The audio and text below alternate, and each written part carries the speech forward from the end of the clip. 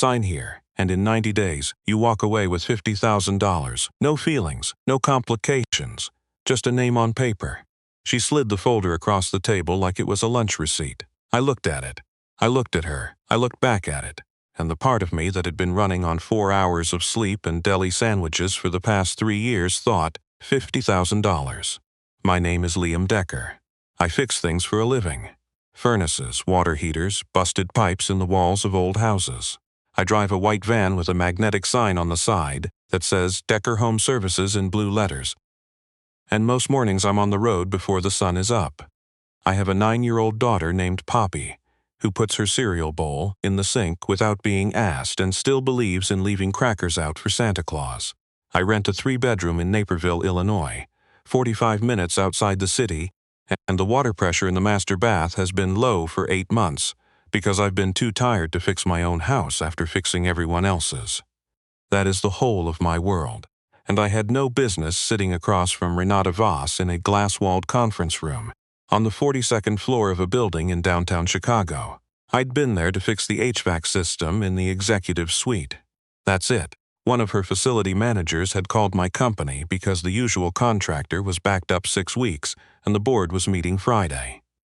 I'd come in through the service entrance at 6 a.m., and somehow by 8:15 I was sitting in a leather chair that probably cost more than my van.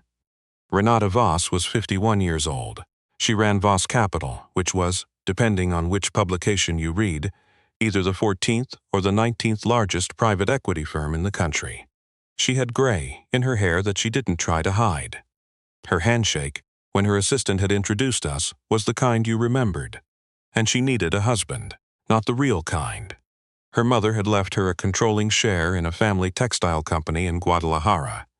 Renata's maternal grandmother had built it from a single loom in the 1950s, and now it employed almost 400 people.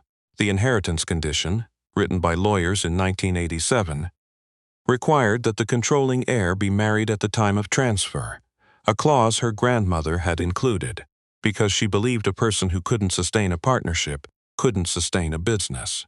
It was old thinking, rooted in a different century, but the condition was real, and the deadline was 90 days away, and the cousin who stood to inherit otherwise had already begun laying off workers.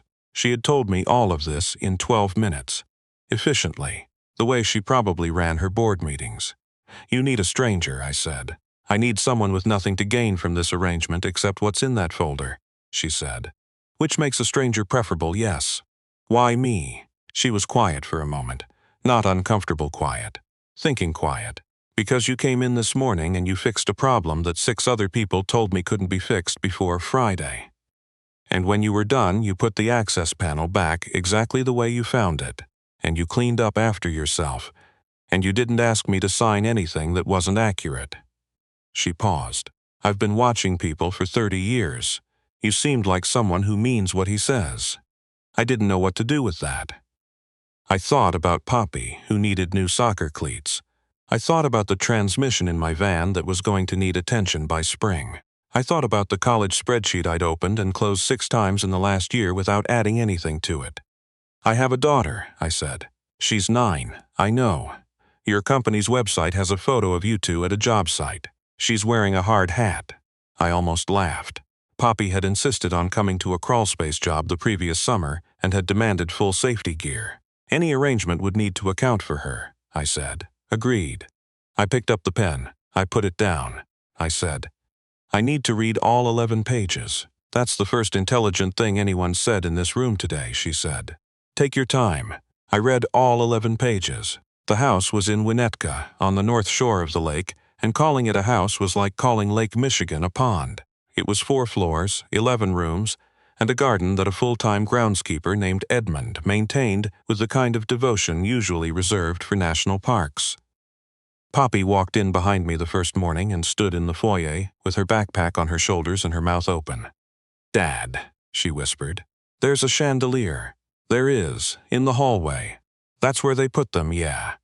She looked at me with the very serious expression she got when she was deciding whether something was real. Then she walked forward, tilted her head back, and stared at it for a full 30 seconds. Renata appeared from the kitchen. She was in a blazer and slacks at 7 in the morning, coffee in hand, And she looked at Poppy the way you look at something you hadn't planned for, but that seemed to have arrived anyway. "You must be Poppy," she said. Poppy turned around. "Your chandelier has 42 lights in it," she said. "I counted." Renata blinked. "I've never counted them."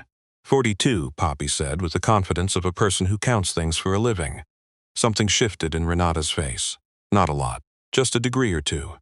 Like a compass needle finding north. I had agreed to live in the house for the 90 days.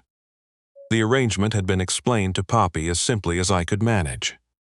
We were helping a woman named Renata with something important, and we'd be staying somewhere different for a few months, and it would be a little strange, but strange wasn't bad. Poppy accepted this the way she accepted most things I told her, which was entirely without drama and with one follow-up question. "Does she have a dog?" she'd asked.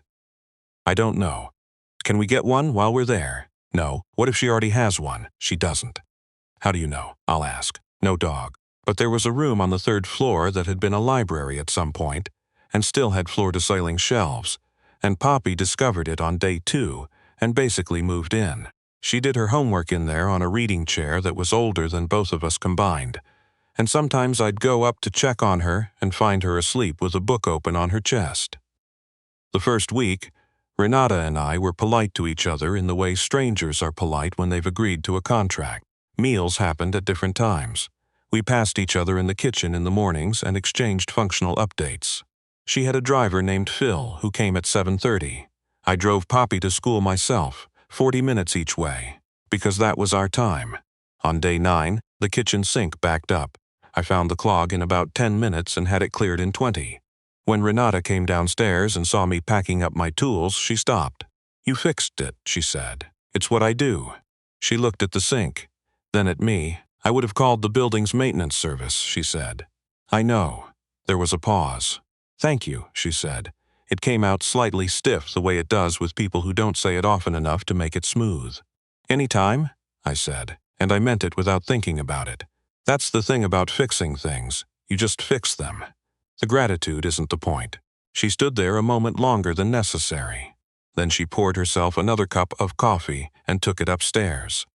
The legal reason for the marriage didn't require a ceremony, just documentation. We signed the marriage certificate in a county clerk's office on a Tuesday in November, with 2 staff members as witnesses. Renata wore a dark coat. I wore the good blazer I'd bought for my cousin's rehearsal dinner in 2019 and hadn't touched since. On the way out, a woman in the elevator looked at us and smiled. "Congratulations," she said. "Thank you," Renata said. We stood in the parking garage for a moment after. Cold concrete, yellow light. "I imagine that was strange," she said. "Little bit," I said. She nodded once and we went to our separate cars. Day 23, a Saturday. I was in the garage doing an oil change on my van. Old habit, I do my own when I heard footsteps and looked up to find Renata standing at the garage door in jeans and a fleece pullover. No blazer, no heels. She looked about 10 years younger. "What are you doing?" she asked. "Oil change." She looked at the van. At me. At the van again. "Can I watch?" I almost said it's not very interesting, but something in the way she asked it, not casually, but genuinely, like a person who had been wondering about something for a while, made me say sure instead. She sat on an overturned bucket and watched me work. I talked through what I was doing the way I do when Poppy's in the garage with me. After a few minutes, she started asking questions. Not polite questions. Real ones. About viscosity ratings. About synthetic versus conventional. About how I knew when the differential fluid needed to go. "You actually want to know this," I said. "I grew up watching my father work on cars," she said. "He had a '68 Mustang. He let me hand him tools when I was little." She said it simply, but her voice changed when she said father, just a half step. I handed her a rag. She took it without hesitating. Her father had died 4 years ago. I learned this in pieces, the way you learn things about people you're not supposed to get close to. A comment here, a silence there, a framed photo on the bookshelf in the study that I noticed on day 30. Because I'm a person who notices things in rooms. You have to be, in my line of work, because the problem is never where the customer says it is. The photo was of a man in his late 60s standing in front of a workbench, holding a wrench and grinning. A big, open, uncomplicated grin. I asked Poppy who she thought it was because Poppy notices things too. "Her dad," Poppy said without looking up from her book. She talks to it sometimes, when she thinks nobody's around. I stood there for a moment. Then I went back downstairs and didn't say anything. But I thought about it. Day 38. Evening. Poppy got sick. Not terribly. Just the kind of sick that 9-year-olds get in November. The low-grade fever and the sore throat, and the general wretchedness that makes them want to lie on the couch and be looked at periodically. I stayed home from a service call. Lost the revenue. Didn't mention it. I was in the kitchen making her the soup she liked. Chicken with rice, from scratch, because that's the soup my mother made and I made it the same way. When Renata came home at 6:15 instead of 8, which was unusual. She stood in the kitchen doorway and looked at the pot. Is she all right? Fever's at 100.2. She'll be fine. Renata set her bag down. She didn't leave. She stood there with her coat still on, watching me stir. Do you need anything? She asked. We're good. She nodded slowly. Then, my grandmother used to make caldo de pollo when I was sick. My mother never learned. I used to call my grandmother and put the phone on speaker from another country just to have her tell me what to add. I didn't say anything. I just listened. I'm sorry, she said. You don't need to hear about that. I don't mind, I said. She stood in the doorway for another moment. Then she went and changed out of her work clothes, and 20 minutes later she came back in a sweater and asked me, carefully, if Poppy might want company. She ended up sitting on the floor next to the couch with her back against the cushions, while Poppy dozed, reading a report on her tablet. She stayed there for 2 hours. She didn't say anything about it afterward. Neither did I. It was day 51 when I found the box. I want to be clear about how it happened. I wasn't snooping. The hall closet on the second floor had a sticky door. I'd noticed it on week 1 and kept meaning to fix the hinge. And I finally got to it on a Sunday afternoon. When I opened it to check the hinge plate, a box on the top shelf shifted and came down. Most of the contents stayed in the box. What slid out was a photograph and an old watch. The photograph was of a younger Renata, maybe mid-20s, standing with a man who had the same sharp eyes and the same quality of stillness. Her father. They were at what looked like a county fair, both of them with corn dogs, both of them laughing in the specific way you laugh when someone catches you off guard. The watch was a Timex. Simple. The kind of watch a man buys for $20 because it tells time and nothing more. The crystal was cracked. The band was worn through. I put everything back carefully. I spent a long time on the photograph, making sure it was exactly as it had been. Then I fixed the hinge, and I closed the door, and I went back downstairs. That evening at dinner, I didn't mention it, but I was quieter than usual, and Renata noticed because Renata noticed everything. What's wrong? She asked. Nothing, I said, just tired. She looked at me the way she looked at things she was deciding whether to believe. She let it go. Day 64. Poppy asked Renata to help her with a school project about architecture. The project required building a scaled model of a famous structure. Poppy had chosen the Wrigley Building because Poppy, like me, was a lifelong Cubs fan and could not see the Wrigley Building from the highway without saying its name out loud. Renata said yes, just like that. No negotiating, no schedule checking, just yes. I came upstairs at 9 that evening, expecting to find Poppy asleep, and found instead the two of them on the library floor surrounded by cardboard, a hot glue gun, white paint, and printed reference images of a building that Renata had apparently researched on her own that afternoon. Renata had her sleeves rolled up. She was holding a piece of cardboard in place while Poppy applied glue with the concentration of a surgeon. Don't touch it yet, Poppy said. I'm not touching it, Renata said. You're going to touch it. I'm not going to touch it. The glue isn't set. Poppy, I understand how adhesives work. I have a degree from. The cardboard slipped. A small catastrophe of white paint followed. Silence. Then Poppy started laughing. Then Renata, and this was the first time I'd ever heard her actually laugh. Not the polite professional version, but the real one. The surprised one that comes from somewhere you don't guard. Started laughing too. I leaned against the doorframe and watched. I didn't say anything. I just watched. Day 77. She found me in the garage again. It was late, almost 10. I'd come out to do some thinking, the way I sometimes do when the house is quiet and I need space that's mine. The garage smelled like motor oil and old concrete and cold November air, and I liked it because it was honest. She sat down on the same overturned bucket. For a while neither of us said anything. Then she said, "What was she like?" Poppy's mother. I hadn't expected the question, but it didn't feel wrong either. She was funny, I said. The kind of funny where you never saw it coming. She'd say one sentence and level you completely. I paused. She died when Poppy was 14 months old. Aneurysm. She was 31. Renata was quiet. I'm sorry, she said. Yeah. More quiet. The good kind where neither person is trying to fill it. She would have been an extraordinary mother, I said. She already was. 14 months and she already was. I hadn't said that out loud in a long time. I don't know why I said it then. Maybe because the garage was dark. Maybe because Renata had a way of being present without demanding anything, which is rarer than it sounds. She didn't tell me that Poppy was lucky to have me. She didn't say everything happens for a reason. She didn't say anything. She just sat there, on her overturned bucket, in her 10 o'clock sweater, and let what I'd said be what it was. After a while, she said, "My father used to say that the bravest thing a person can do is keep going after the thing that was supposed to keep them going is gone." I looked at her.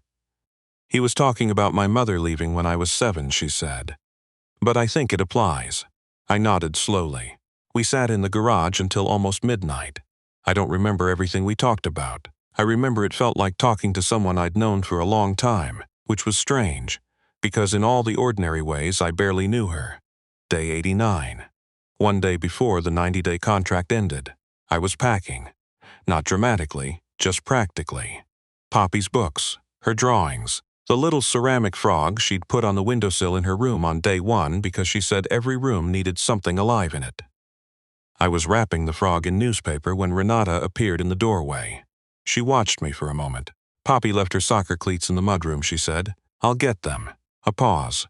"The inheritance transfer cleared this morning," she said. "The lawyers confirmed the textile company is protected." "That's good," I said. "That's what we were doing this for." Another pause, longer. "Liam," I looked up.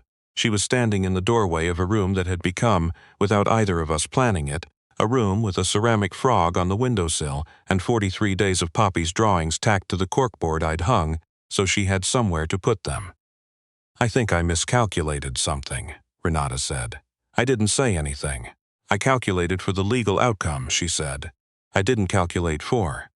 She stopped, started again. "I've been running projections my entire adult life. I'm very good at knowing what I want and building a path toward it." She looked at the ceramic frog. "I didn't project this." "What did you project?" I asked. "Not this," she said quietly. "I set down the newspaper. I set down the frog." "Renata," I said, "I'm a guy who fixes things. I drive a white van. I make chicken soup from scratch and I do my own oil changes and my daughter counts chandeliers." I paused. "Your world and my world are not the same world." "I know that," she said. "I just want to be clear that I'm not." "I know what you are," she said. And the way she said it wasn't dismissive. It was the opposite of dismissive. It was the way you say a thing when you've been thinking about it for a long time and have finally decided to say it out loud. The silence between us was different from all the silences before it. "The contract ends tomorrow," I said. "I know, and after tomorrow I'm not obligated to anything." "I know that, too." I looked at her. I thought about the night in the garage, about Poppy in the Wrigley building and white paint on the library floor, about a Timex watch with a cracked crystal in a box on a shelf, about a woman who talked to a photograph of her father when she thought nobody was listening. "I want to ask you something," I said, "and I need you to answer it honestly." She straightened slightly. "All right. If I'd been a different kind of person, someone who wanted something from you, would this conversation be happening?" She was quiet for a long moment. "No," she said. "Honestly, no." I nodded. "Then I think what you're feeling is real," I said, "because I didn't come here to get anything. And I think you didn't either. Not really. Not by the end." She didn't respond, but something in her shoulders released that I hadn't realized had been held. "I'm going to go get Poppy's cleats," I said. "And then I'm going to think about things for a day. And tomorrow, not because of the contract, but in spite of it, I'd like to take you to a Cubs game if the weather holds." Her expression shifted, something quiet and warm and a little surprised. "You're asking me on a date," she said. "I am." She looked at the window. The November light was gray and flat and perfect. "I haven't been to a baseball game in 20 years, she said. "Then it's overdue," I said. She came to the game. She wore jeans and a scarf in the wrong colors. Because she wasn't a Cubs fan, she was from Dallas, and had grown up with the Rangers, which was information she delivered without apology, while I made the face you make when you discover someone you respect has questionable taste. Poppy, however, immediately decided that this was forgivable, and by the third inning was explaining the infield fly rule with the patience of a professor. Renata listened with genuine attention, asked 2 follow-up questions, and then turned to me and said, "Your daughter is going to run something someday." "I know," I said. "I'm preparing myself." The Cubs lost, which I will not relitigate. But after the game, walking to the car, Poppy reached up and took Renata's hand the way she used to take my hand when she was smaller, just quietly, without announcement, without asking. And Renata looked down with an expression I hadn't seen on her face in the entire 90 days we'd shared a house. She looked like someone who had not expected to be chosen. She looked at me over Poppy's head. I didn't say anything. I didn't have to. There's a thing people say about single fathers. They say we're strong, we're resilient, we're doing the hard thing. And I suppose some of that is true. But what they don't say, what the outside version of the story leaves out, is the specific particular loneliness of building a life with every ounce of yourself and then going to bed in a quiet house and having nobody to tell about your day. I'm not telling this story because it has a tidy ending. I'm telling it because it's true, and because true things are often the strangest things, and because sometimes the thing you never saw coming is the thing that was always the shape of the space next to you. Poppy still counts things. Light fixtures mostly, but also steps and fence post tiles in the grocery store. Renata has started counting with her. I fixed the water pressure in the master bath, finally. Old pipe fitting. Took me 40 minutes. It's the kind of thing you only do when you decide a place is yours.